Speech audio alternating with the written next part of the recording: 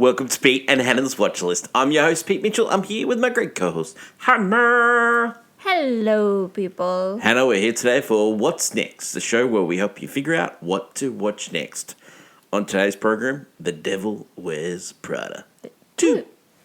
And then we're also going to take a look at the Australian movie, Seven Snipers. That we did. Hannah, how was your weekend? What did you get up to? Yes. What's that? Trying to remember this weekend. I think this weekend I listened to a lot of Michael Jackson music. Yeah. And yeah, saw these interesting movies. Still on the Michael Jackson train. So I caught up on Netflix's Running Point as well. Yeah. Yeah, which was still an entertaining comedy, you know? Right. I think it's just like the Kate Hudson of it all. Still watching The Boys and all those shows? Yes, of course. Wow. Okay, yeah. Wow. Huge. What about you? Worked, watched movies, caught up some episodes of The Boys, watching The Boys separately, which is good because you told me you don't watch The Boys with me. It was my show before it was anyone else's. Okay, all right. Just responded to a lot of... Not gatekeeping, it's just... Let's just put the facts out there. Responded to a lot of comments online. People still don't like our Deb take. Wow. Did they watch the movie? I need to know. A lot of people... Did they watch the movie? They did, and they said it was good. No, they didn't. My response to any negative comments that we get, because a lot of people didn't like our Michael Jackson one as well, I just come back with glad you liked it. Yeah, it's really... That's what I like about us talking about movies and having different opinions. Yeah. We're supposed to, like, discuss it. 100%. I like the discussion of it all. Our recommendation is not to watch or watch. It doesn't mean you have to follow us. Like, it's just... we're just saying stuff, you know? And then, like, if you like something, it's nothing against us. You don't need us to validate it. Yeah, like you... But it's good to come back and go, hey, I actually like this because of this. Yeah. But the Deb guys, come on. You know, one of the comments over the weekend was it actually had good music. The Deb? And I thought the worst part of the movie was the music. Okay, I'm someone that actually watches a lot of Disney musicals. Channel original movies, all right? And Disney Channel original musicals. I've watched the Descendants franchise, even the newest one, and I've watched... probably one of the worst and ongoing series, the Zombies franchise. Zombies franchise hasn't had a good song since the first one, but I still continue to watch them and listen to it. I would 100% prefer every one of these soundtracks. Well, the Descendants had a good soundtrack for the first three. All these soundtracks over the Deb. And guys, there's some awful music. Awful. But they sound like Sondheim wrote them compared to freaking the Deb. Like, guys, you can like the Deb. Like, it's okay. But it is, like, questionable because it feels like a ripoff of other musicals that are doing it. And they're doing it at least a lot better. Another a big thing, I'm like, I didn't really mean to get on this track, but we're on this track now, so we'll just continue it. Yeah. Another comment that a lot of people make about us is you don't watch a lot of movies. That's one thing you cannot say about us because we watch 150 new movies in the cinema every year. 150. Now, I know a lot of people watch a lot more, but we watch 150 in the cinema alone, and then we watch streaming, and then we rent, and then we've got a DVD collection, so that... And sometimes we're watching movies, but we don't actively say, like, you know, some people go, I've watched 5 movies this week, and it's like 3 of them are like old movies that they just rewatch. We don't usually talk about. Yeah, we don't really talk about the ones we watch. If you follow us on Letterboxd, we watch a movie pretty much every day of the year. Yeah. Sometimes we watch 5 or 6. And like last year we watched over 600 movies, like 600 individual watches. So that's one thing. You know, you can say that we have no taste. You can say that we, say we don't watch movies. Say we don't watch movies. That is a big... Sometimes we'll say to someone how many movies we watch, or sometimes we'll say how many we've watched this, like, one movie in cinemas, and they're like, what? Yeah. They can't believe how much. Like we're not saying that we watch more than anyone else, but we watch more than the average person. So that's why we started talking about movies, because friends of ours said, okay, what do you recommend? Because you go see movies. Like, seeing 150 movies in the cinemas last year, and, the record, I think, was over 200. We watched it in the cinemas. But, like, we're seeing movies multiple times at the cinemas. We're seeing, anyway. So, I didn't mean to get on that, but, that's one thing you can't say about us. We do the homework. We to sum watch up the a lot of movies. conversation, Deb terrible, we watch movies. Now on to the show. Now on to the show. Well, let's talk about a movie that is quite a lot better than The Deb. Yes. The Devil Wears Prada 2. It is the follow-up of the 2006 movie, which was highly successful. Of course. Based on the book, which was also popular. It was popular. New York Times bestseller. The movie is definitely, movie took it to a new level. Mm-hmm. It is about assistance to a fictional editor of a magazine called Runway. That was the original. It's loosely based on Anna Wintour, who was the long-term editor of Vogue. Yes. The elevator pitch for number 2 is something happens at the Runway magazine where they get false news put about, and then it turns out that it's a sweatshop, and so they have to bring in a new features editor, and guess who's back? Andy from the first one. She's a successful writer who's just lost her job, and so she comes in to save the features, and Miranda pretends that she doesn't know her, and hilarity ensues. Emily's back. She works for Dior, and this movie's about the disintegration of the magazine industry and what it means for journalism in today's modern media world. Yeah. This stars the same cast: Meryl Streep, Anne Hathaway, Emily Blunt, Stanley Tucci, and there's a new boyfriend. We get to see Meryl Streep's husband in this one, Kenneth Branagh, and we also get to see Annie's new boyfriend, Annie Hathaway's new boyfriend, Andy's new boyfriend, Patrick Bromwell. You might know him from Offspring. Yeah, Offspring. Great show. But he was also in the what's that Foxtel one where with the dog. Oh, Colin's Accounts? Colin from Accounts, yes. Colin from Accounts, where he met his wife on that movie, and they married, and she's got a great Harriet Dye, I think her name is, and she's great. There's a lot. We'll come back to him because there's a lot of gunk about that guy being Andy's love interest. Cannot wait. Reasons to see this movie. Now, this is a legacy sequel. This is in the lines of Top Gun Maverick, and I think, you know what? It's serviceable. It's serviceable. It would not be... Okay, so as legacy sequels go, Top Gun Maverick is top tier. Bottom tier would be... what would be bottom tier, Hannah?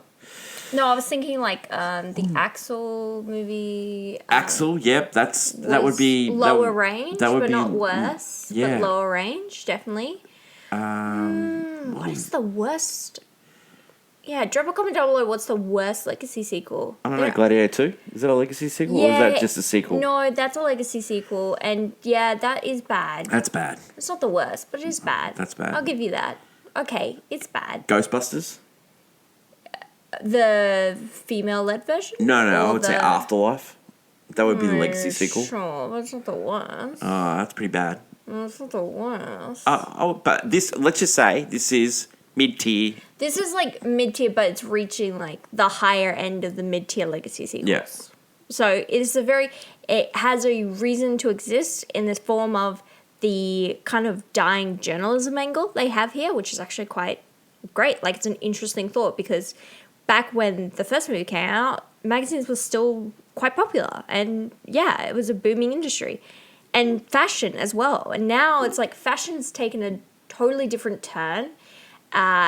More in the angle of fashion is, everyone can basically be a fashion influencer nowadays, and journalism is kind of on a wavering end, a down course end, and it's this movie is trying to be hey, there's still people here who are fighting for it, and it's it's there's really got a really good heart to the story, in a sense that it's there's more to this than just the gang's all back together. Yeah.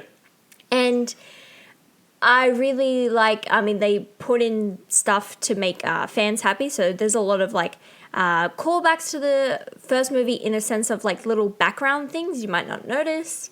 You also have new characters added in. So like Miranda Priestley has new assistants, and one My God. one steals the show for me personally, Yeah. and that is Simone Ashley. Yeah. She was Kate Sharma in Bridgerton season 2. Yeah.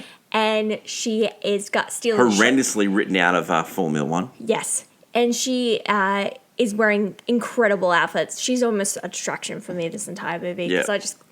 I just stared at her. And she actually is quite funny because she has to be...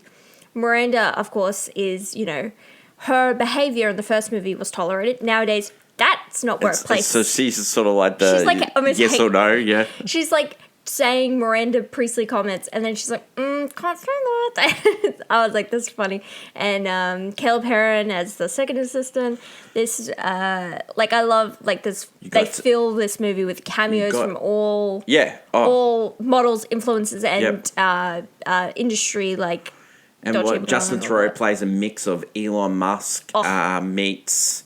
Who's the Amazon right Bezos? Now. It's a mixture of Bezos and because the way Bezos is right now, a little bit of Zuckerberg as well. This is what he's doing. He's doing Bezos right now. And Emily's sort of like Lauren Sanchez, like his new wife. Yeah. To me, that angle of the movie. So because Met Gala's happening and he's the sponsor, and so a lot of people are boycotting. I know the Met Gala, which is happening tonight. Met Gala always a topic of discussion, But this movie, deals with the journalism angle, deals with the fact that you have 4 main characters, and Stanley Tucci's character is given a lot more of, he's like the emotional, like chain holding, like the movie together. Like in the first one, you could tell like when people... He's playing the Alfred of the movie. Oh, yeah. Everyone loved his performance so much that in this movie, they knew that, so they and it actually catapulted him to stardom. In the first movie, and Anne Hathaway is doing, the Andy. I always hated Andy as a character, so it doesn't matter to me. But she's doing the performance again. I think she's just running it back. She's just running it back, and a lot of people just love that. Cause a lot of people love Andy, and Meryl Streep is Meryl Streep. She's always going to do brilliant work, and she's doing the exact same. Thing here. So we replaced one Australian guy, the great Simon Baker. Simon Baker's The Mentalist. A Parramatta fan, number one Parramatta fan. Simon Baker, The Mentalist, with Patrick Bramwell. A lot of people have not enjoyed that guy. They don't like him at all. You know what? One, the Australian accent. Oh, God, it's a bit grating. It's so grating. We have to hear ourselves talk all the time. We hear it. And it's to us, like, I don't know how it is for anyone else in the world, but when we hear it, you're like, oh, that guy's like down, just talking out of his butt. But another thing is that hear it every day. A negative is that I find that their storyline because they kind of shoehorn some storylines in here. One of them being Andy's love life, because she, of course, did not continue her relationship with the original boyfriend. They're trying to wrap it all up, aren't they? They're trying to wrap it up, and it's weird to do it because he feels shoehorned in. He has nothing. He plays a developer. And Andy doesn't really need to. I mean, she needs to grow, of course, but she doesn't need to balance. I guess like she's kind of finally. Is she growing or is she regressing? Well, no, she's actually. I actually like her because at the start of this movie, you can see like she evolved. Like her fashion style is her own. Yeah. She's grown as a person and is like, I'm I believe in my journalism. But I think when she wants to help Runway, but she doesn't really, she's doing the same thing. She's like in the first movie where she feels sympathy for Miranda and goes in those same patterns. Yeah. And this movie where the negatives fall in place is like, this follows the same kind of linear storytelling the first one did, in a sense that it's the exact same points where Andy has to do a big gesture to get on Miranda's side again, i.e. the Harry Potter book incident, or, in this one it's getting a big interview.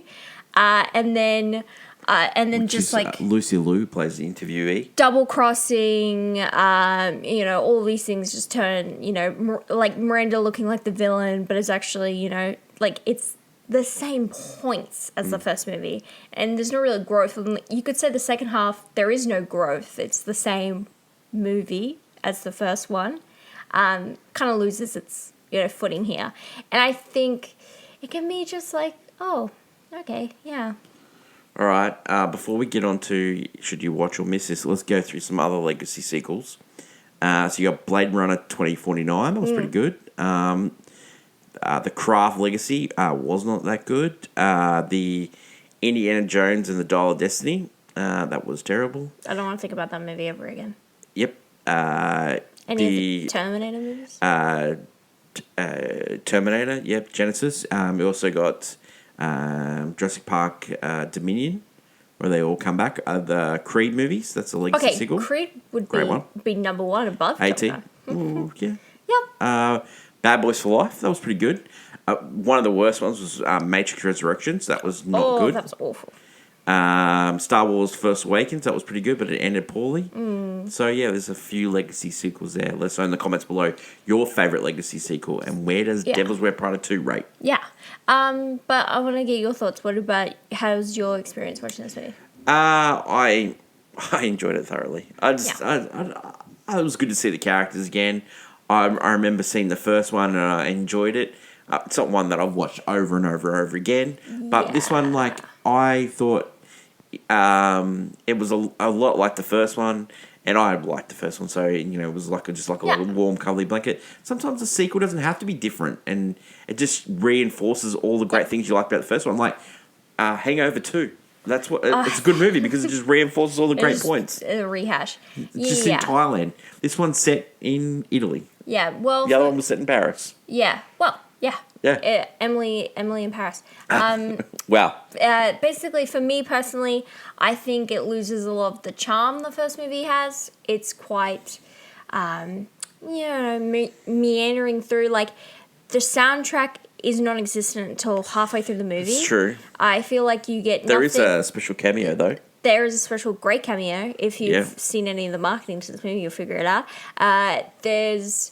it just all of a sudden a Louvet song appears, and I'm like, oh great, yeah. But we're halfway through the movie already. It was like I really stuff do like think this. I really do think It was that annoying me. soundtracks. Soundtracks don't have to be the important thing, No, but when but your original movie was no, but Hannah, what I'm trying to say is soundtracks are dying in movies. We haven't had a good soundtrack for ages, and we need them. Soundtracks used to be bangers. Yeah, we need them back. Yeah. Twisters, one or two songs.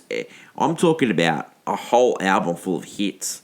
Even Top Gun Maverick, they had one or two songs. It needed more. It needed that Top Gun original soundtrack. That had banger after banger after banger. I just think you need a head check because no. a lot of those songs are great. Top Gun Maverick only had 2 good songs on it. Mm-hmm. 2 good songs. Okay. 2 good songs. Okay. Needed more. More. And Twisters had 2 good songs. Okay, I will say, you're saying the original Top Gun soundtrack, it played The Danger Zone 5 times in the same movie. Yeah, but it also had Europe, Take My Breath Away. Also had a great Otis Redding track, Sitting on the Dock of the Bay. Had we're getting Playing off for the Boys. I know. Seriously, it had great songs on it. Just saying. Mate, we'll put the record on right now. Let's go. Anyway, track for track against... I've got both on vinyl. I've got both on vinyl. And I'll tell you, I've listened to Top Gun Maverick less than Top Gun. But we're talking about Devil Wears Prada. Right. And for me personally, it doesn't have the charm. I feel like a lot of the characters, I don't like how they've just, kind of excused how they were in the first movie. Like, at the ending, there's a lot of things that happen. And then this movie, they're, brushed over. This just happens. And it's just to full circle the ending of this movie. And it's fine, but I also feel, dejected because I'm like, they did some really horrible stuff to each other at the end of that movie, and they're just gonna forgive, or in Miranda's case, forget. I will say that there's a lot of threads to this movie that you can definitely tell that they had a different ending planned, and they've changed it. Well, there's this lunch at the end of the movie. Apparently, a lot of Meryl Streep, Miranda's stuff was cut out of the movie. Yeah. So they had more of it. Another thing is that I do not like the angle that Miranda doesn't. I don't mind if she doesn't remember people because Miranda knows a lot of people, so of course she forgets. But it's like she's actively choosing to forget Andy his existence. And it was like a bad joke. I think it's a bad joke. Yeah, it was a bad joke. And it was the same- There's a she scene almost did that later to in the movie Emily. that she... She did that similar to Emily as Yeah, well. no. Like, it's There's a bad scene joke. later in the movie. There's a scene later in the movie It's a that bad joke. she remembers her. Yeah, kind of. Well, no, Yeah. there's another thing where she goes, kind of remember you. And I was Nah. like, no, it's just... Memory's But- a bad joke. No, but like... But I'm like, oh, she's old. she's had so many assistants that, like... I don't- yeah. You mean nothing to me. I like that angle, but they Yeah. don't go in that angle. They go down... She Okay. has memory because she Well, old. this has been a huge worldwide hit. It hasn't got like the big IMAX screenings like Michael does, but it made more money in this first weekend than Michael did all around the world. Yeah, I mean, a lot of huge. people were excited for this movie. And Yeah. so, right, this is a very likable film. Yeah, it's going to be a massive hit for Disney Studios. It's a likable film. Would you recommend people to watch Devil's Wear Prada 2? I know I'm going to say yes, despite the fact, personally, if you're going to go with my opinion, I would say no, because I just don't think it has the same charisma as the first movie, and it loses a lot of that in this. But that being said, I actually do think a lot of people are going to enjoy this, so I will recommend it to people I if they recommend. love I recommend. This if they movie's- love it. This movie's really good. Though I would take out the subplot of Andy and the Australian boyfriend any day of the week. Yeah, that was fun. Take that. And I want a director's cut with that out of it. No, that was fun. Out of it. Oh, it was Gone. fun. I'll take anything else.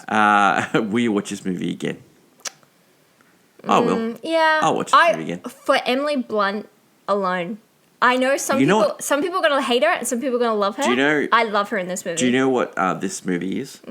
This movie is a great plane movie. Oh, 100%. Great plane movie. You just switch on and you're like, oh, I'm here. But Great plane movie. Emily Blunt, for me, was my favorite part of the first movie, and she's my favorite part of this movie too. Well, Oh, no. Simone Ashley. No. And then Simone Ashley is fantastic in this movie. And you know who else is great in this movie? The Tooch. Undefeated. Oh, he's always doing his good work.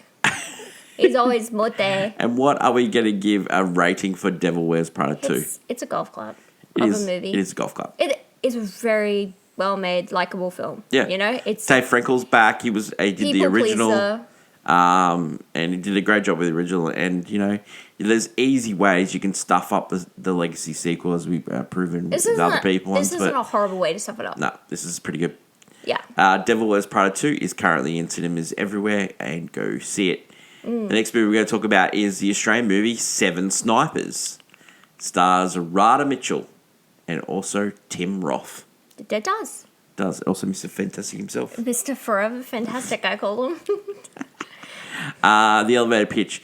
You are a mum, but you were ex-army, and you were... You're hiding out in You're hiding out in the middle of the Queensland, Australia. Outback area. Outback area. Yeah. Isolated. But then you get a knock on the door for someone that's From- claiming to be working an for- official of the dragon who is ready to hunt you down and seek revenge. Yeah. Reasons to see Seven Snipers. It's a movie. No, I think I really liked the conceptual idea of this movie. Yeah. I really love how they pinned the dragon, who is our villain. Mm-hmm. They've made him look so overpowered, which I love. Mm-hmm. And I think this cast would be fine because you have grunts in this movie, of Yeah. course, unfortunately, which is great. It works out. I love the idea of this movie really well. Unfortunately, it's lost in the sauce because your main character is so perpetually weak. You're like, how is she? Yeah, how all these people are so weak. Like, how are we? Like, it's called Seven Snipers, but let's just say it does not say seven for long, and it's so questionable. Okay, so she's a retired sniper that can't shoot anything. Well, no. So they have this kind of first part where the person who arrives from the dragon, she kind of does her thing. But then and that's played by Ryan Quanten from True Blood. the issue of the movie is that if you don't have, like, the villain himself doesn't have, like, grunts that the main character and other characters, deal with to make you go, oh, they're on, like, kind of a similar playing field. Like, you could feel like there's tension in the air, like, oh, this is, like, two warring sides. But unfortunately, the film doesn't do that. It's going for more of the intense, like, they are outgunned, outman. Even though Dragon is one guy. Yeah, yeah. And the rest of them have a team But don't you think of the problem? snipers. Don't you think the problem of this movie was Ex-military you actually snipers. wanting the dragon to win? The Dragon is so... Like, Tim Roth... Tim Roth is so good in this. He's so good. He's like He's not even doing much. He's great. he is really good in this. And there's also the girl that plays the daughter. She does this crying scene, and it is so. It's like Way too good for a movie. Her name is Annabelle Wolfe, and she does this crying scene, and you can tell when someone can't cry on to command, they put their hands to their eyes. She's full on crying, crying so much, snot is coming out. Yeah, That's how much she's crying, and so like Tim Roth is just so good as the sniper, the dragon. The only thing that Radha Mitchell's character has got going for her, and her nickname is Voodoo Child. The only thing that she's got going for her, she says this one line, she says, "God damn you, dragon." Like, so good. And then she says this stupid line right at the end to Ian Gruffield's character, who is Mr. Fantastic. He plays his character who's Milk. Yeah. He says, "Light him up." Like, God, you're stealing it from The Dark Knight Rises. Like, come on, you know. Yeah. This movie, so reasons not to see this movie, like, there's just no way you want her to win. You want the dragon to win. They still... We were making fun of it, how there's this whole... Like, because there's, like, serious matter of, you know, why the dragon is so obsessed with her. Yeah. And they have this red bandana motif. Yeah. Very akin to a certain deer hunter. Yeah. It's Deer Hunter meets... I don't know if you've ever seen the movie starring Tom Berenger, Sniper. So it's Deer Hunter meets Sniper. That's what it is. That's what this movie comes down to. And I just really think there was a good movie here, but there's not good writing, and there's not the idea of... Because they're trying to go for the intense feel of them trapped in this, like, house. You don't feel it because of how quickly things escalate at the start, that you're like, how are they just getting away? Like, they're getting so many... I don't want to spoil too much, but, like... Things are happening, and then our two main characters, who are the ones the dragon is after, the mother and daughter, just go off somewhere in the open plain. Yeah. And the dragon... But the thing is, the dragon shoots, and no one finds where the dragon's shooting from. Yeah, they're in bad. Sniper movies, as soon as you shoot, you let everyone know what your position is. The fact that... And as soon as they shoot... The dragon knows where they are, and he shoots them the next second. Like, oh my God, it makes no sense, this movie whatsoever. And the whole end scene with the whole thing between Voodoo Child and the dragon is the most poorly written thing I've ever seen. The standoff is atrocious. Red bandanas. Oh my God. Would you recommend people to see Seven Snipers? Unfortunately not. But we do not want to get a reputation for bagging Australian films. But this movie... I generally think this is 1,000% better than The Deb. And then 2, it's 1,000% better than that movie. Oh my God. I at least enjoyed the idea of this movie a lot. Will you watch this movie again, though? Mr. Forever Fantastic. No. The only good thing about this movie is Tim Roth. And if I was going to watch a lot of Tim Roth movies... I would include this one because this is a good performance from him. He's so good in this movie. This is a good performance from him. And I feel like if someone had this in different hands, a different writer, like this story, I don't mind. Like the mother protecting her daughter. I just wasn't handled. She just needs to be better at her job. Like, she had so many shots on him and, like, didn't even, like... You're trying to make you need him to, like, a scratch or something, like, you know? They're trying to make out that she's, like, just as good as the dragon. The second best sniper in the world. She even says, like, a body count of how many she's taken out. Yeah. And you're like, oh, wow, like, She needed to prove her worth. It never did. No. And, like, you just felt... It just felt like the whole time you're like, I cannot believe these people are getting away with all of this. 100%. Like, you're just letting it happen. What's your rating for Seven Snipers? It's like an I fell asleep and a half. Nah, it's I fell asleep. And I fell asleep. Like, it definitely had... potential to be something. I feel it. Seven Snipers It's not that bad. is in limited release in It's Australia, and it gets a North American release in June, I believe. Yeah. So maybe Maybe you go watch it and tell us we're wrong. yeah, maybe that is it for today's program. Yeah, wow, what a great day. Yes. Sure, 2 different movies. two different movies. Australia somehow just becoming annoying for some reason. Yeah. I don't want it to be because you're pretty cool, Australia. Like, seriously. Well, a couple of movies that we're going to watch over the next couple of days, and we'll rank it next week. One was Hokum, which is get to release. Had a limited release in Australia this week. Yeah. Had a wide release in America, and also Beast got a limited release and stars Russell Crowe. Yay. As So, soon as this guy was like Russell Crowe, I'm there. I'm looking I'm there. forward to watching that. So that'll be coming up in the next week's program. What's next? Tomorrow on the program is AFI Redux, and it is Amadeus. Cannot wait.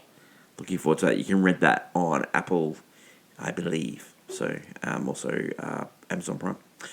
Hannah, Peter. pleasure Yes. as always. Yes. Don't forget to like, follow, and subscribe. Leave a comment down below. We respond to all comments, or we give it a thumbs up or a thumbs down, or if we don't like it or not. But yeah, we do respond to comments, and we appreciate all those comments. Long live cinema, and until we meet again, it's bye for now. Bye.